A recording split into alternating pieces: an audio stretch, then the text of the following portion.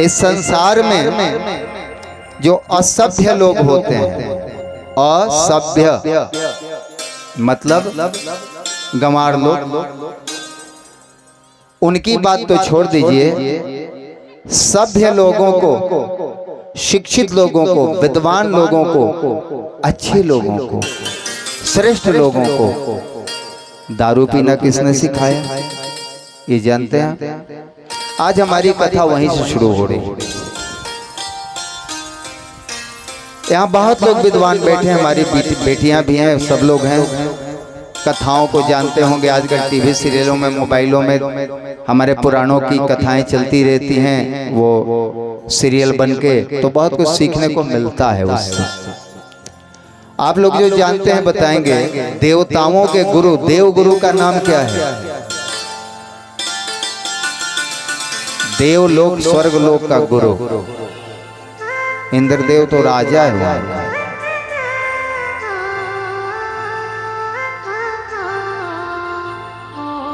देव गुरु बृहस्पति, देव गुरु का क्या नाम है? बृहस्पति, याद हो गया होगा। और दैत्यों का, असुरों का, राक्षसों का गुरु कौन है? शुक्राचार्य। जोरदार ताली, बहुत बढ़िया। शुक्राचार्य और बृहस्पति में ज्यादा विद्वान कौन थे? शुक्राचार्य नहीं, शुक्राचार्य ही ज्यादा विद्वान थे। शुक्राचार्य का एक नाम कवि है, वे इतने विद्वान थे कि गीता में भगवान श्री कृष्ण ने कहा, कवियों में मैं शुक्राचार्य हूं। भगवान श्री कृष्ण क्या कहते हैं? कवियों में, साहित्यकारों में, विद्वानों में मैं शुक्राचार्य हूँ। संसार के विद्वानों में उन्होंने सबसे श्रेष्ठ विद्वान शुक्राचार्य को घोषित किया। किसने? भगवान श्री कृष्ण। उतना बड़ा विद्वान कोई नहीं हुआ। अब बताइए, फिर वे देवता के गुरु क्यों नहीं बने? असुरों के गुरु क्यों बन गए? यही कथा हम आज आपको पहले सुनाने जा रहे हैं। शुक्राचार्य जी महान ब्राह्मण देवता भृगु ऋषि के पुत्र थे। संसार का सारा ज्ञान विज्ञान, जितने भी ज्ञान विज्ञान हैं, सभी ज्ञान विज्ञानों का आदि जनक कौन है? कौन सा है जिससे सारा ज्ञान विज्ञान निकला, सारे ज्ञान विज्ञान निकले? उसका नाम बताइए। भगवान, भगवान शिव। अभी तो आप बोल रहे थे। आज एक संस्था चली है जहाँ शिव जी के भजन गाए जाते हैं, शिव चर्चा। वे लोग एक बहुत अच्छी बात कहते हैं, शिव आज भी गुरु हैं। शिव सारे संसार के प्रथम गुरु ही नहीं हैं, सभी ज्ञान विज्ञान के जन्मदाता हैं। संसार में जितने ज्ञान विज्ञान निकले, सबके आदि पिता, आदि जनक भगवान शिव हैं। भगवान शिव के पास अभी भी बहुत सारे ऐसे ज्ञान पड़े हैं जिन ज्ञानों को उन्होंने अभी भी संसार को नहीं दिया है। संसार के लोगों में एक क्षमता ही नहीं आई है कि भगवान शिव से वो ज्ञान ग्रहण कर सकें। इसके लिए अभी संसार के लोगों को और आगे बढ़ना पड़ेगा। ज्ञान के क्षेत्र में अभी काफी ऊंचा उठना है। अभी तो ज्ञान बहुत बौना पड़ा, विज्ञान भी बौना पड़ा। उस युग में भगवान शिव के पास एक दिव्य ज्ञान था। याद कर लेना, नोट करने वाले नोट करें। उस ज्ञान का नाम है मृत संजीवनी विद्या। मृत संजीवनी विद्या। मृत संजीवनी विद्या का क्या काम था? इस मंत्र को जो सीख लेगा, इस मंत्र को, इस विद्या को जो सिद्ध कर लेगा, वो किसी भी मरे हुए व्यक्ति के सामने यह मंत्र पढ़ के उसको जीवित कर सकेगा। यह ज्ञान भगवान महादेव ने किसी को भी नहीं दिया था। और तब भृगु पुत्र शुक्राचार्य ने संकल्प लिया कि हम भगवान शिव से मृत संजीवनी मंत्र लेंगे। और उन्होंने तपस्या करना शुरू किया। लेकिन उस तपस्या के करने के पहले एक बात ये भी आपको जानना चाहिए। असुर गुरु शुक्राचार्य की धर्म पत्नी का नाम क्या है, जानती हैं आप? माता जयंती। क्या नाम है?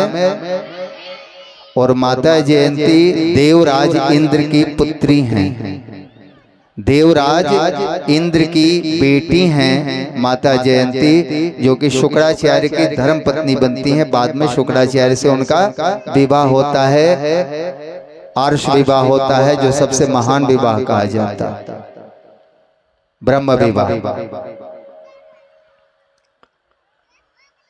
वे शुक्राचार्य जी हिमालय पर कठोर साधना में बैठ जाते हैं और साधना के फल स्वरूप भगवान शिव एक दिन प्रसन्न हो जाते हैं, प्रकट होकर उनको उनके इच्छा के अनुसार मृत संजीवनी विद्या प्रदान कर देते हैं।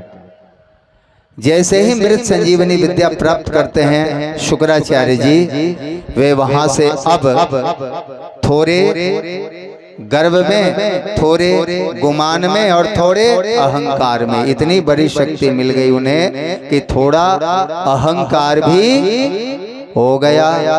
बाबा तुलसीदास जी लिखते हैं रामायण में, प्रभुता पाई काहि मद नाही, प्रभुता पाकर बहुत कुछ पाकर मद मतलब घमंड मतलब अहंकार किसको नहीं हो जाता है।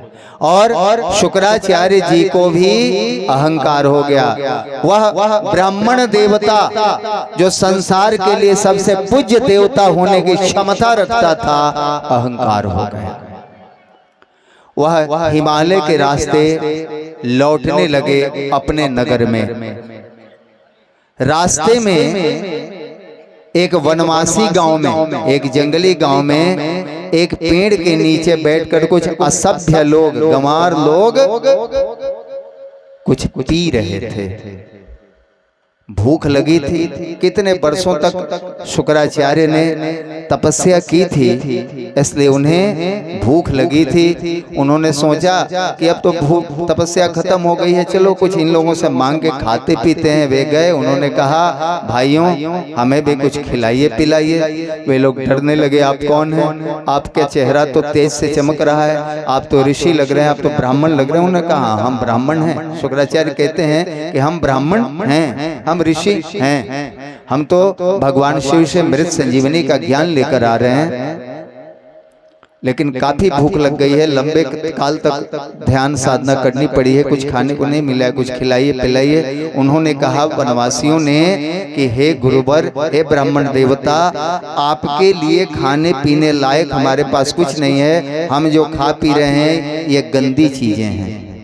शुक्राचार्य ने कहा क्या है? उन्होंने कहा ये मदिरा है, मतलब दारू है, और आप इससे दूर रहिए, क्योंकि हम तो गंवार असभ्य अनपढ़ लोग हैं, मजदूर लोग हैं, हमारे पास अकल नहीं है, संस्कार नहीं है, हम मदिरा पी लेते हैं, परंतु आप यहाँ से जाइए, हम आपको कुछ खिला पिला नहीं सकते, यह पीजिएगा तो आपको नुकसान करेगा, आपकी साधना में बाधा आएगी, आपके ज्ञान में, आपकी विद्वता में, आपके पढ़ने लिखने में बाधा आएगी।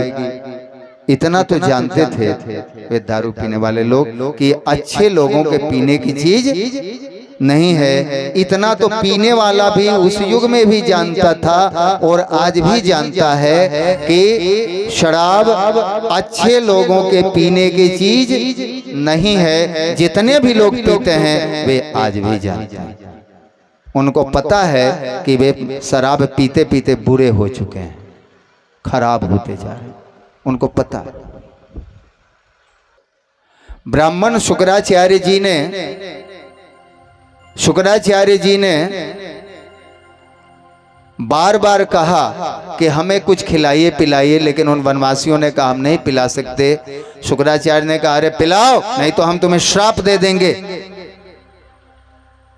उन्होंने कहा ये पीजिएगा तो आपका पेट खराब हो जाएगा, आपकी आंत खराब हो जाएगी। शुक्राचार्य ने कहा मुझे कुछ नहीं होगा, मैं मृत संजीवनी मंत्र सीख के आ रहा हूं। और छीन कर जबरदस्ती, संसार में सबसे पहले एक ब्राह्मण ने शराब पिया। ध्यान दीजिए, सारे संसार में अच्छे लोगों को शराब पीना सिखाने वाला एक ब्राह्मण था जिसका नाम था शुक्राचार्य। वहां से मदमस्त पी के आए कि हम तो अपना लीवर सरने नहीं जाएंगे, मृत संजीवनी मंत्र है हमारे पास। देवताओं को पता चला कि शुक्राचार्य जी मृत संजीवनी मंत्र सीख कर आ रहे हैं। सारे देवता दौड़े दौड़े उनके पैरों पर गिरे, हे गुरुवर, हे ब्राह्मण देवता, आप देवलोक चलिए, देवताओं के गुरु बनिए। शुक्राचार्य कहते हैं, ये तो बताओ कि हमारा भरण पोषण तुम लोग कर सकोगे? हमको हमारे इच्छा के अनुकूल जो हम खाएं पिए वो खिला पिला सकोगे? देवताओं ने कहा, आप जो चाहिएगा हम खिलाएं पिलाएंगे। उन्होंने कहा, हम तो खाएंगे तो, लेकिन मुझे मदिरा पीने की आदत लग गई है, शराब पीने की आदत लग गई है, तुम शराब पिलाओगे? देवताओं ने कहा, नहीं, हम तो देवता हैं और शराब पीना और पिलाना दोनों ही अधर्म है, पाप है।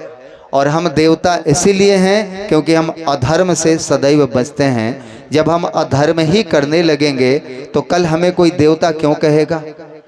बोलिए, देवता देवता क्यों कहे जाते हैं? कि देवता कभी भी अधर्म पर नहीं चलते, इसलिए हमें देवता कौन कहेगा? शुक्राचार्य ने कहा, असुरों से तुम्हारी बार बार लड़ाई होती है, बहुत सारे देवता मारे जाते हैं, थोड़ा सा समझौता कर लोगे, हमें मदिरा कब पिलाने लगोगे तो हम तुम लोगों का जीवन सुरक्षित कर देंगे, तुम लोग बलवान हो जाओगे।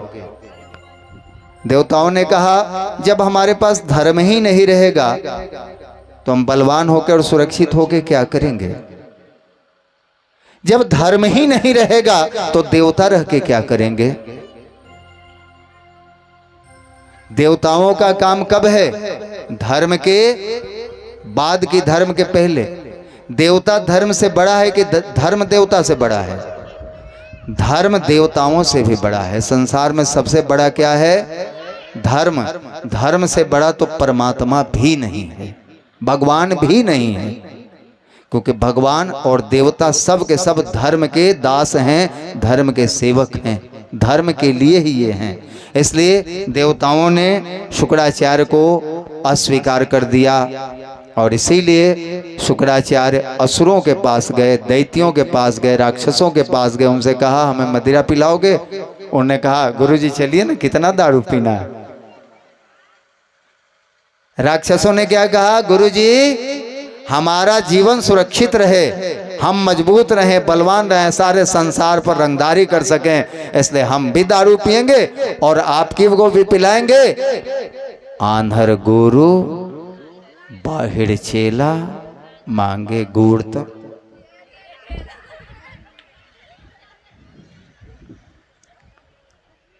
पता चला कि शुक्राचार्य जैसा महान विद्वान देवताओं के गुरु के बजाय दैत्यों का गुरु क्यों बन गया?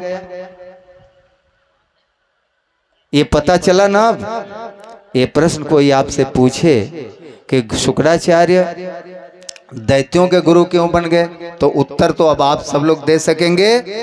दैत्यों के गुरु क्यों बने बताइए? मदिरा पीने के लिए, बस एक ही उत्तर है इसका। शुक्राचार्य जैसा विद्वान राक्षसों का गुरु क्यों बना? दारू पीने के लिए, बस, क्योंकि दारू राक्षस ही पीते हैं। रैसिर के भी जितने लोग दारू पीते हैं वे राक्षस ही हैं।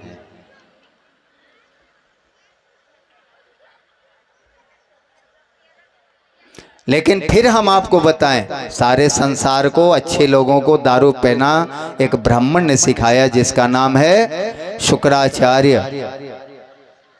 उसके पहले अच्छे लोग दारू नहीं पीते थे, बाद में उसी से लोगों ने प्रेरणा पाई। अरे एक ब्राह्मण होकर शुक्राचार्य पीते हैं तो हम क्यों नहीं पी सकते? सारे संसार को शुक्राचार्य ने बिगाड़ दिया। शुक्राचार्य असुरों के यहाँ रहने लगे। देवासुर संग्राम, मतलब देवताओं और असुरों में लड़ाई होती थी। देवताओं और असुरों में लड़ाई होती थी, देवता भी मारे जाते थे और असुर भी मारे जाते थे, लेकिन देवता जो मर गए वो मर गए, लेकिन जो असुर मरे उसको शुक्राचार्य मृत संजीवनी मंत्र पढ़ के जीवित कर देते थे। इसलिए असुरों की संख्या बढ़ने लगी, असुरों का बल बढ़ने लगा।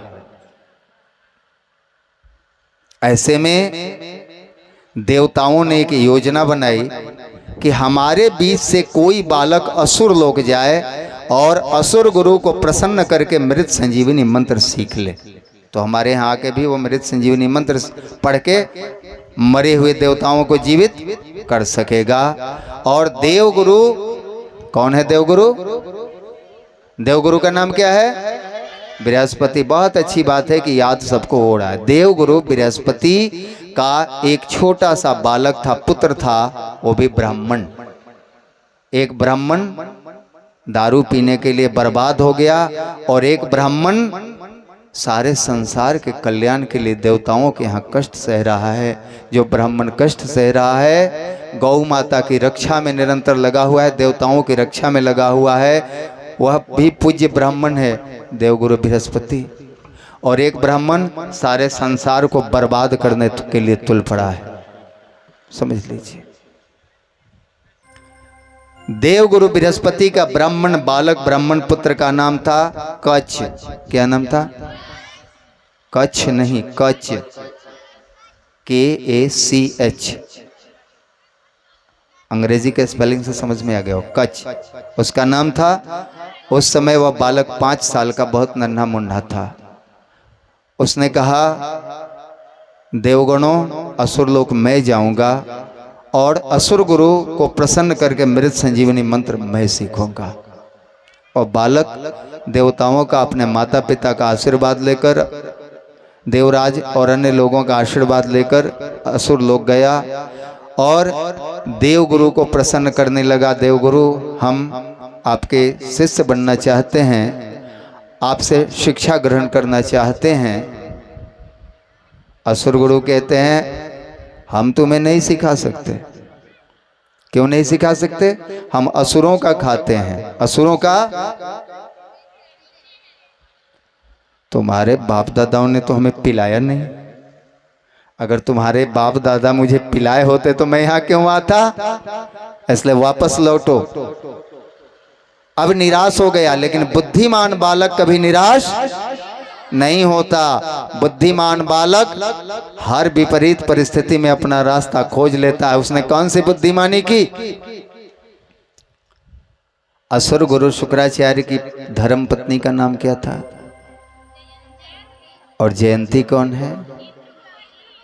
देवराज इंद्र की बेटी।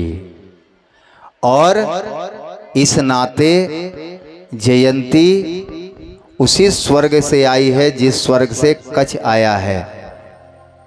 उसने कहा, गुरुजी आप मेरे फूफा जी भी हैं। बुद्धि लगाना शुरू किया, क्योंकि आपकी धर्म पत्नी माता जयंती मेरी बुआ है। ठीक है, आप मत पढ़ाइएगा, लेकिन इतनी दूर से आया हूं तो बुआ से मिल लेने दीजिए। शुक्राचार्य को लगा कि ये बात ठीक कह रहा है,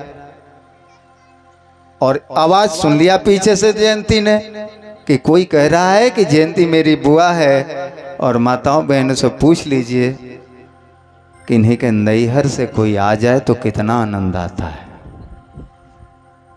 और किसी के नैहर की कोई शिकायत कर दे तो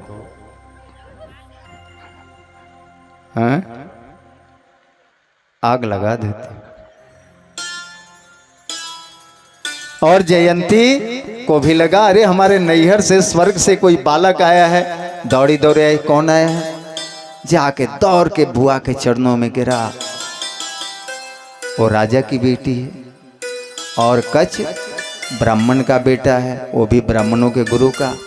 आज हमारे समाज में एक गंदी परंपरा आ गई है कि जो ब्राह्मण होगा ना, अपने यजमानों को प्रणाम नहीं करेगा।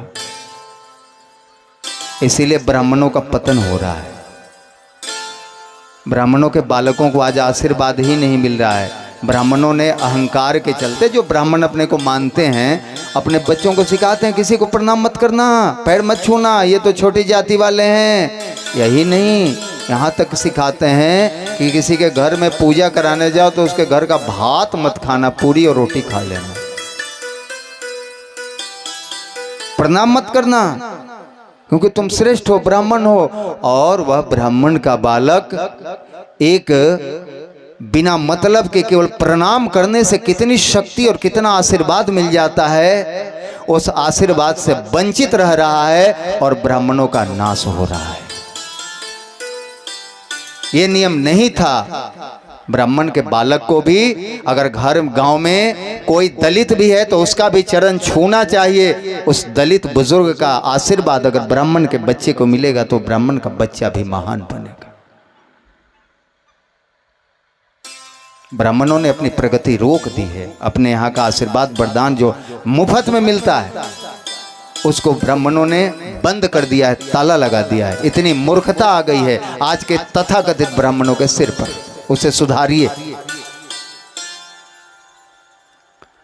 कच अपनी बुआ के जयंती के पैरों पर गिरा, कहा, बुआ मैं देवगुरु बृहस्पति का पुत्र। उन्होंने कहा, आओ आओ आओ आओ, अरे खाओ पियो, देखो मुंह सूख गया है, कितने दूर से आए हो, अरे ले आओ ले आओ, खाना पीना ले आओ। उसकी एक बेटी थी जयंती और शुक्राचार्य की, उनका नाम था देवयानी। क्या नाम था? देवयानी नहीं, देवयानी अलग अलग है। हालांकि एक ही में लिखा जाता है, देवयानी नहीं पढ़ेंगे, देवयानी पढ़ेंगे, देवयानी। देवयानी भी लगभग 5 साल की थी और दौड़ी दौड़ी आई। देवयानी देखो देखो देखो, तुम्हारे ननिहाल से एक बालक है, इसको खाने के लिए कुछ ले आओ। देवयानी जो भाई तो दौड़ी दौड़ ले आई, खाने पीने के लिए दिया। वो खाने लगा, भूख तो लगी ही थी। बुआ और दोनों बड़ी भूख लगी है। वो वास्तव में इतना भूखा नहीं था, ममता फैला रहा था, माया जाल बुद्धि का प्रयोग कर रहा था। खा के तृप्त हुआ। बुआ फूफा जी तो लौट जाने का आदेश दिए हैं, लेकिन थक गया हूं, एक आध दिन रुक जाऊं, कल चला जाऊंगा। अरे हाँ रुको, 2-4 दिन रुको, जितना दिन मर्जी रुको, अभी बैठो, पहले सुनाओ उनका क्या है, उस काका का क्या हाल है, उस चाची का क्या हाल है, उस मौसी का क्या हाल है, उसके बच्ची का क्या हाल है, वो क्या। नैहर के समाचार पूछने लगी। समाचार पूछते पूछते 3 दिन 4 दिन निकल गया। 3 दिन 4 दिन मजे से खाया, असुर लोग घूमता फिरता था। उसके बाद कहा, बुआ मैं फूफा जी के पास पढ़ने लिखने के लिए आया था। तुम तो जानती हो कि इतना विद्वान कोई है नहीं देवलोक में, मेरे पिताजी भी इतने विद्वान नहीं हैं। तुम कहोगी तो मुझे पढ़ा देंगे, यहीं मैं रह के पढ़ना चाहता हूँ। जयंती कह रही, तुम्हें पढ़ने से रोका किसने? उसने कहा, फूफा जी नहीं तो रोका है। पकड़, बुलाओ तो उनको, बुला। है क्या देवी, क्या आपने मेरे भतीजे को पढ़ाने से इनकार किया? पढ़ाने से इनकार तो क्या करें, हम असुरों का खाते हैं, असुरों का खाते हैं, गुलामी करते हैं, मुफ्त में असुर खिलाते हैं, उनकी सेवा पढ़ाते हैं तो खिलाते हैं। इसके बदले हमारे नैहर का एक बालक नहीं पढ़ेगा, ये यहीं पढ़ेगा, और देखते हैं कौन इसको रोकता है। हो गई। जिसके पास बुद्धि होती है, समझदारी होती है, जो गायत्री का साधक होता है वैसा ही करता है। कच गायत्री का साधक था, देवलोक में निरंतर गायत्री की साधना होती रहती।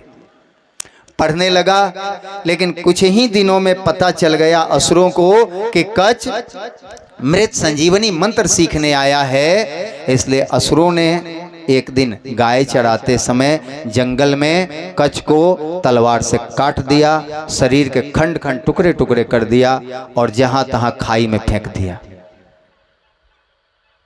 शाम को सभी विद्यार्थी, गुरुकुल में सारे विद्यार्थी लौट आए, सारी गैया लौट आई।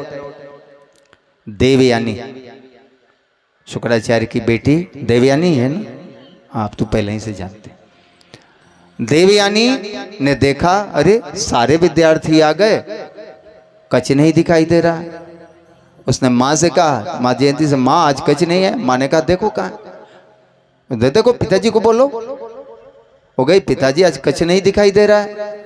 पिताजी ने कहा, हाँ कच नहीं दिखाई दे रहा। असुरों से उन्होंने पूछना शुरू किया, बताओ कच कहाँ है। असुर मौन थे।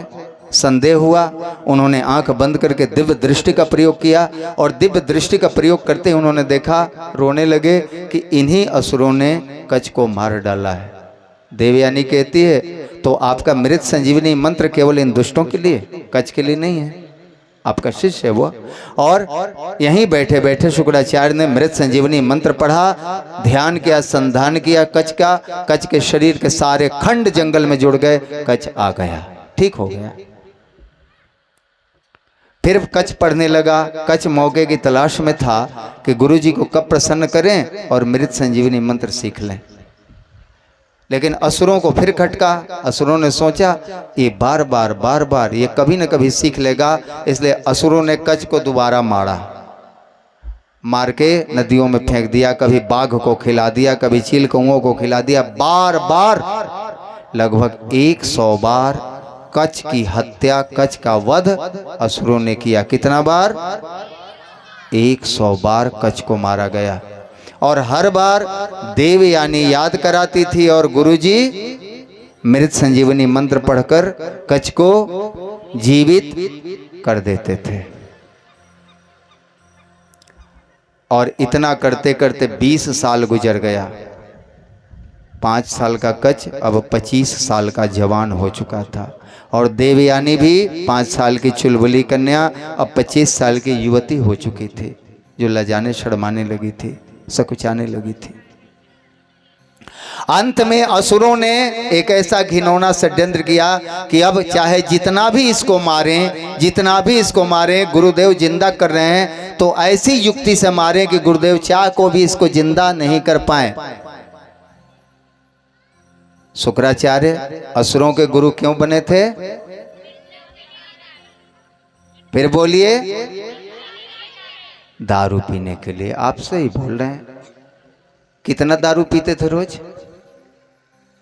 रैसिर वाले कितना पीते हैं रोज?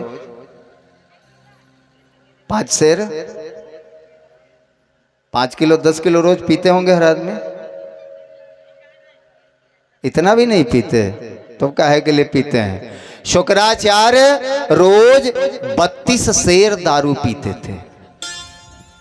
32 किलो का एक माटी का बहुत बड़ा भांडी था। रोज ताजा ताजा 32 किलो दारू बनाया जाता था। असुर बनाते थे, उसके लिए अलग विभाग था।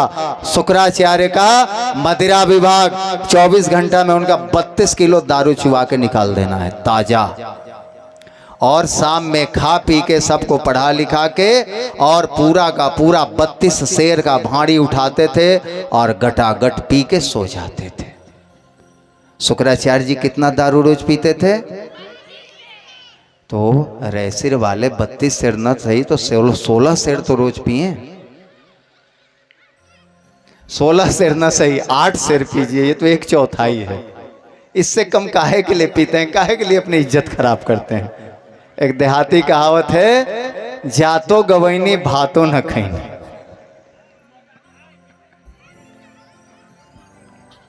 यहां लोग भी कहते हैं ना, तो दारू पी के जात भी गंवाते हैं और थोड़ा सा पीते हैं। क्या के लिए पीते? आइए, 32 सेर दारू के भांडी में असुरों ने षड्यंत्र किया कि कच्छ को मारकर कच्छ के शरीर को पीस के उनके दारू में घोर दिया जाए और गुरुजी को पिला दिया जाए। और यही किया। उसके शरीर को पहले काट के पका दिया गया, पका के चटनी पीस दी गई। हड्डियों को भी कूच कांच के पीस दिया गया, पूरे हड्डी का पाउडर बना दिया गया दिन भर में। और उनके दारू में पूरे कच्छ के देह को घोल दिया गया। 32 सेर दारू के भांडी में एक आदमी के लाश की चटनी और पाउडर को घोरना संभव है कि नहीं है? संभव है। और 32 सेर के दारू के भांडी में शुक्राचार्य के दारू में कच्छ के लाश को चटनी बना के पाउडर बना के घोल दिया गया और दे दिया गया। समय हो ही गया था, शुक्राचार्य जी पी गए, गटागट कच्छ को पी गए। उसके बाद अचानक देवयानी का ध्यान पड़ा कि आज भी कच्छ नहीं दिख रहा है। देवयानी ने कहा, पिताजी कच्छ आज भी नहीं दिख रहा है। शुक्राचार्य जी ने आंख बंद करके फिर देखा और रोने लगे, बोलने लगे, बेटी अब कच्छ को जीवित करना संभव नहीं है। देवयानी कहती है, क्यों? देवयानी कहती है, क्यों? वे कहते हैं, कच्छ को असुरों ने मुझे पिला दिया है, मेरे मदिरा में घोल दिया है। अगर कच को मैं जीवित करूंगा तो वह मेरे पेट में जीवित हो जाएगा और मेरा पेट फट जाएगा और मैं मर जाऊंगा। अब कच को अगर जीवित करूंगा तो मैं मर जाऊंगा, कच तो जीवित हो जाएगा। बेटी देवयानी से कहते हैं शुक्राचार्य जी कि बेटी तुम कहो तो कच के लिए मैं मरने के लिए तैयार हूं। एक बाप कह रहा है अपनी बेटी से, बेटी रोते हुए कह रही कि पिताजी आप मुझसे कह रहे हैं कि बेटी तुम कहो तो मैं मरने के लिए तैयार हूं। पिताजी बताइए कोई एक बेटी कह सकती है क्या कभी कि उसका बाप मर जाए? पिताजी आप ये कैसे कह रहे हैं? शुक्राचार्य कह रहे हैं तो क्या करें, कोई उपाय नहीं सूझ रहा है। बेटी कह रही है पिताजी आप काफी बुद्धिमान हैं, आप भगवान शिव के शिष्य हैं, आप सोचिए, युक्ति निकालिए। आप सोचेंगे, अपने दिमाग पर अपनी बुद्धि पर जोर डालेंगे तो कोई ना कोई रास्ता आप निकाल लेंगे जिसमें कच भी बच जाएगा और आप भी नहीं मरेंगे। बेटी ने दबाव बनाया, किस पर? अपने पिता की बौद्धिक क्षमता पर दबाव बनाया। आप सोचिए, आपको सोचना ही पड़ेगा। और अपने बेटी के दबाव में उन्होंने सोचना शुरू किया और थोड़ी देर में उनके चेहरे पर मुस्कान आ गई। वे हंसने लगे, बेटी तुम्हारी इच्छा पूरी होगी। उन्होंने अपने पेट में कच के शरीर का और आत्मा का ध्यान करके मृत संजीवनी मंत्र पढ़ा और पेट में कच जीवित हो गया। उसके बाद दूसरा मंत्र पढ़ के कच के शरीर को उन्होंने छोटा कर दिया। कच के शरीर को 4 अंगुल का कर दिया। अब 4 अंगुल का शरीर पेट में थोड़ी देर तो रह ही सकता है ना, इतनी शक्ति तो उनके पास थी। और शरीर को छोटा करने के बाद उन्होंने कहा, बेटे कच मेरी आवाज सुन रहे हो? पेट के अंदर से कच बोला, गुरुदेव मैं आपकी आवाज सुन रहा हूं। उन्होंने कहा, बेटे मैंने तुम्हारे शरीर को छोटा किया है, तुम्हारी बुद्धि छोटी नहीं हुई है। अब मेरे पेट में पड़े पड़े तुम मृत संजीवनी मंत्र सीखो, मृत संजीवनी मंत्र की सिद्धि ग्रहण करो। और अपने पेट में पड़े हुए कच को उन्होंने मृत संजीवनी मंत्र का ज्ञान दे दिया। ध्यान दीजिए, जो ज्ञान कच को न मिले इसके लिए कच को बार बार असुरों ने मारा। असुरों के मारने के कारण ही वह ज्ञान कच को मिल गया। बात समझ में आ रही है सबको ना? सबको बात समझ में आ रही है ना? आप लोगों को बच्चों कथा समझ में आ रही है? जिसको रोकने के लिए असुरों ने कच को मारा, असुरों के मारने के कारण ही वह ज्ञान कच को मिल गया। हो सकता है कि असुरों ने कच को नहीं मारा होता तो गुरुदेव कभी इतना प्रसन्न ही नहीं होते और वो ज्ञान देते ही नहीं। ये संभव था, लेकिन लोग समझते हैं कि किसी का हम बिगाड़ देंगे। संसार में किसी का कोई बिगाड़ ही नहीं सकता है और बना देता है। बिगाड़ने की कोशिश जो करता है वो और उसका काम आसान कर देता है। इसलिए कोई आपका कुछ बिगाड़ता हुआ नजर आए ना तो उसको मिठाई खिलाइए, बेटा और बिगाड़ो, क्रुद्ध मत होइए उससे। और शुक्राचार्य ने आगे क्या किया? उन्होंने कहा, बेटे कच तुम मृत संजीवनी मंत्र सीख चुके हो। पेट से कच बोला, गुरुदेव मैं सीख चुका हूं। उन्होंने कहा, बेटा अब मैं तुम्हारे शरीर को बड़ा कर रहा हूं, जैसे तुम्हारा शरीर बड़ा होगा मेरा पेट फट जाएगा, मेरे पेट को फाड़ के तुम बाहर निकल आना, मैं मर जाऊंगा। लेकिन अब तुम मृत संजीवनी मंत्र सीख चुके हो, इसलिए तुम बाहर आकर मुझे जीवित कर देना। और यही हुआ।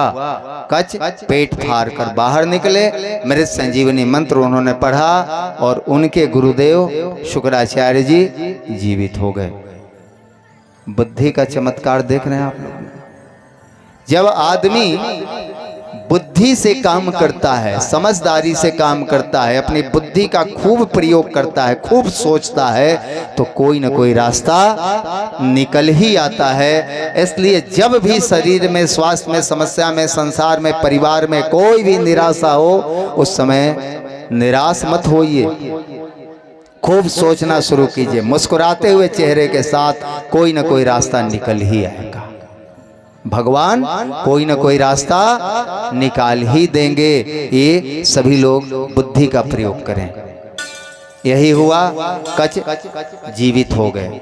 कच के जीवित होने के बाद हम कह रहे हैं, अब कथा को आगे बढ़ा रहे हैं। कच बाहर निकले, कच का काम हो गया था। कच इसी के लिए आया था ना। कच ने कहा गुरुदेव मेरा काम हो गया, अब मैं स्वर्ग लोक जाऊंगा। इस बीच में कितने देवता मारे गए हैं। अब जो देवता मारे जाएंगे गुरुदेव, उन्हें मैं जीवित करूंगा। गुरुदेव ने कहा बेटा बहुत खुशी है, अब तो तुम सीख ही चुके हो, जाओ, आशीर्वाद तुम्हारे साथ है। कच ने कहा गुरुवर, गुरु दक्षिणा में क्या लीजिएगा। अब उस समय की गुरु परंपरा क्या थी, पढ़ाई के बाद गुरु दक्षिणा। महीने महीने फीस गुरु नहीं लेते थे, क्योंकि उस युग के गुरु कंगाल और चांडाल नहीं होते थे। उसने कहा गुरुदेव गुरु दक्षिणा। गुरु शुक्राचार्य ने कहा बेटा गुरु दक्षिणा की क्या जरूरत है, तुमने मेरे लिए इतने कष्ट सहे हैं, वही गुरु दक्षिणा मांग लो। कच ने कहा गुरुजी कुछ भी मांग लीजिए। बगल में खड़ी थी देवयानी। देवयानी कौन, गुरु शुक्राचार्य और माता जयंती की बेटी। उसने थोड़ा सा सकुचाते हुए, लजाते हुए कहा पिताजी गुरु दक्षिणा इनसे मांग लीजिए ना, अपने लिए ना सही मेरे लिए। शुक्राचार्य ने कहा बेटी बोलो क्या गुरु दक्षिणा इससे लेना चाहती हो। उसने सकुचाते हुए कहा पिताजी गुरु दक्षिणा में कच को ही मांग लीजिए, कच से मेरा विवाह कर दीजिए। बात समझ में आ रही है। देवयानी के हृदय में कच के प्रति प्रेम भाव का उद्भव हो गया था, और जैसे ही कच ने यह सुना, कच को क्रोध भी आया और कच रोने भी लगे। क्रोध में रोते हुए कच ने कहा बहन देवयानी, ध्यान से सुनिए क्या कह रहे हैं। बहन देवयानी, ये तुमने कौन सी मूर्खता भरी पाप की बात कह डाली। तुम्हारे मुंह से ये जो बात निकली है, यह तुम्हारी मूर्खता भी है और अधर्म भी है और पाप भी है। तुम तो मेरी बहन हो, गुरु की पुत्री बहन के समान होती है, और तुम मेरे गुरु को ही पुत्री नहीं हो, मेरी बुआ की पुत्री हो। मेरे यहाँ तुम्हारा ननिहाल है, मैं तुम्हारा मेरा भाई हूं, तुम मेरी फुफेरी बहन हो। ये पाप की बात तुमने कहां से निकाल दी। और यही नहीं, मैं तो मर चुका था, अभी अभी मेरा नया जन्म तुम्हारे पिताजी के पेट से हुआ है, इस नाते भी मैं तुम्हारा भाई, 3 नाते भाई। और शास्त्रों में लिखा हुआ है, एक गुरुकुल में पढ़ने वाले लड़के लड़कियों का संबंध भाई और बहन का होता है। एक गुरुकुल, एक स्कूल, एक कॉलेज, एक इंस्टीट्यूशन में पढ़ने वाले लड़के लड़कियों का संबंध भाई और बहन का होता है। उसमें परस्पर आपसी विवाह अधर्म है, पाप है। इससे देश में और धरती में पाप बढ़ता है। कौन कहते हैं? कच देवयानी से विवाह को अस्वीकार कर देते हैं। आप सब ध्यान से सुनिएगा। देवयानी कहती है अरे ये कैसा, ये भाई और बहन, तुम्हारा कुल गोत्र अलग, हमारा कुल गोत्र अलग, तुम्हारा वंश अलग, हमारा वंश अलग। ब्राह्मण कोई एक वंश का नाम नहीं है, एक जाति का नाम नहीं है। ब्राह्मणों के वंश अलग अलग होते हैं। तुम अंगिरा के वंश में हो, मैं भृगु के वंश में हूं। तुम अंगिरा के पोता हो, मैं भृगु की पोती हूं। तुम्हारा वंश अलग, हमारा वंश अलग, तुम्हारा गोत्र अलग, हमारा गोत्र अलग, और अलग अलग गोत्र के लड़के लड़कियों में विवाह होता है। ये शास्त्रों में वर्णित है। कच और देवयानी में शास्त्रार्थ चलने लगा। दोनों ही विद्वान, परम विद्वान, कोई कम नहीं किसी से। उन्होंने कहा कच ने, कुल और गोत्र के अनुसार तुम मेरी बहन नहीं हो, लेकिन मैंने कहा ननिहाल के रिश्ते से तुम मेरी बहन। गुरु के रिश्ते से मेरी बहन हो, गुरुकुल के रिश्ते से मेरी बहन हो, और इन रिश्तों के आधार पर हमारा देवलोक, ऐसे रिश्तों में विवाह करना हमारे देवलोक ने वर्जित किया है और हम ऐसा विवाह नहीं कर सकते। देवयानी ने कहा मैं तुम्हें श्राप दे दूंगी और मेरे पिताजी ने जो तुम्हें वरदान दिया है, मेरे संजीवनी मंत्र का ज्ञान दिया है, यह तुम भूल जाओगे। देवताओं का जीवन फिर संकट में ही रह जाएगा। कच ने कहा तुम श्राप दे सकती हो, लेकिन मैं विवाह तो नहीं करूंगा तुमसे। देवयानी कहती है तो फायदा क्या हुआ? 25 साल जो तुमने यहां तकलीफ सहे, 100 बार जो तुम्हें मारा है राक्षसों ने, क्या होगा उसका? फिर तो सारे देवता मर रहे हैं, मारे जाएंगे और एक दिन सारे देवता ही मर जाएंगे। इस सृष्टि में कोई देवता बचेगा ही नहीं। तब कच कहते हैं तुम जानती नहीं हो, अगर हम देवताओं को अधर्म करना होता तो तुम्हारे पिताजी हमारे यहां होते, लेकिन तुम्हारे पिताजी को मदिरा चाहिए, दारू चाहिए। हमारे पूर्वजों ने अधर्म स्वीकार नहीं किया, इसीलिए तुम्हारे पिताजी असुर लोक में हैं। एक बार अधर्म स्वीकार नहीं किया और दूसरी बार मैं अधर्म स्वीकार नहीं करूंगा। इसके लिए जितनी सजा हम देवताओं को मिलनी है मिलती रहे, लेकिन हम देवता धर्म तो नहीं छोड़ सकते। देवता किसे कहते हैं? जो किसी मूल्य पर धर्म नहीं छोड़े, अपना प्राण दे दे, अपना वंश का नाश हो जाने दे, लेकिन धर्म नहीं छोड़े, उसी का नाम तो देवता है। और क्रोध में देवयानी ने श्राप दे दिया, कच मैं तुम्हें श्राप देती हूं, मेरे पूज्य पिताश्री ने जो तुम्हें वरदान दिया है, मृत संजीवनी मंत्र का ज्ञान दिया है, जब भी कोई मरा हुआ व्यक्ति तुम्हारे सामने आएगा, जब भी कोई मरा हुआ व्यक्ति तुम्हारे सामने आएगा, उसी क्षण तुम मृत संजीवनी मंत्र भूल जाओगे। कच को भी क्रोध आया। कच ने क्रोध में कहा देवयानी मैं भी तुम्हें श्राप देता हूं, तुम्हारा विवाह किसी भी ब्राह्मण के बेटे से नहीं होगा, तुम ब्राह्मणों के यहां ब्याह ही नहीं जाओगे। और जैसे ही कच ने देवयानी को यह श्राप दिया, देवयानी कच के पैरों पर गिर गई, रोने लगी। उसे आत्मबोध हो गया, उसे अपनी गलती का एहसास हुआ। उसने कहा भैया मैं तो मूर्ख थी, असुर लोक में रह रह के मेरी बुद्धि खराब हो गई थी, लेकिन तुम्हारी बुद्धि तो ठीक थी, तुमने मुझे श्राप क्यों दे दिया? मुस्कुराते हुए कच कहते हैं बहन देवयानी, न तुमने मुझे श्राप दिया है और न मैंने तुम्हें श्राप दिया है, तुमने मुझे वरदान दिया है। श्राप देते देते तुमने मुझे वरदान दे दिया है। देवयानी ने कहा यह कैसे? उन्होंने कहा देवयानी तुम्हारी जबान लड़खड़ा गई, माता सरस्वती तुम्हारे जीभ पर सवार हो गई थी। तुमने क्या कहा है?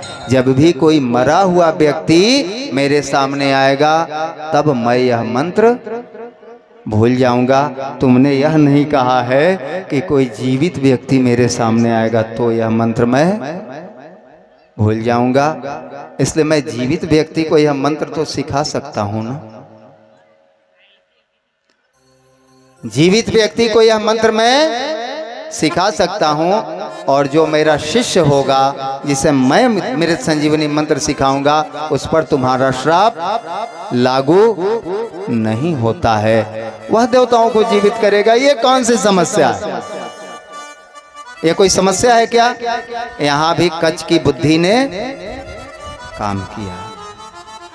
और कच कहते हैं कि मैंने जो तुम्हें श्राप दिया है वो श्राप नहीं है, वो वरदान है, क्योंकि तुम्हारा भविष्य ही ऐसा है। तुम्हारा विवाह ब्राह्मण कुल में नहीं होगा, तुम्हारा विवाह अत्रिवंशी चंद्रवंशी क्षत्रिय कुल में होगा। और तुम्हारी गोदी में जो पहला बालक जन्मेगा वह इस सृष्टि का, वेदों का सर्वश्रेष्ठ बालक होगा। और उस बालक का वंश सबसे श्रेष्ठ वंश कहा जाएगा, जिसमें गौ रक्षा, गौ सेवा, गौ भक्ति के लिए श्री कृष्ण के रूप में भगवान नारायण अपना परिपूर्ण अवतार लेंगे। और यहीं पर यह कथा हम पूरी करते हैं। इस कथा को विस्तार दें तो और बहुत लंबी बढ़ सकती है। कच्छ चले गए, उसी समय से देवासुर संग्राम बराबर का हो गया। कच्छ ने देवलोक में देवलोक में बहुत सारे देवताओं को मृत संजीवनी मंत्र सिखा दिया और देवलोक आज असुर लोक से मजबूत हो चुका है। असुर लोक में एक ही व्यक्ति मृत संजीवनी मंत्र जानता है, कौन? असुर गुरु शुक्राचार्य। लेकिन देवलोक में बहुत सारे देवता जानते हैं, क्योंकि वहां तो छूट है, क्योंकि गुरु शुक्राचार्य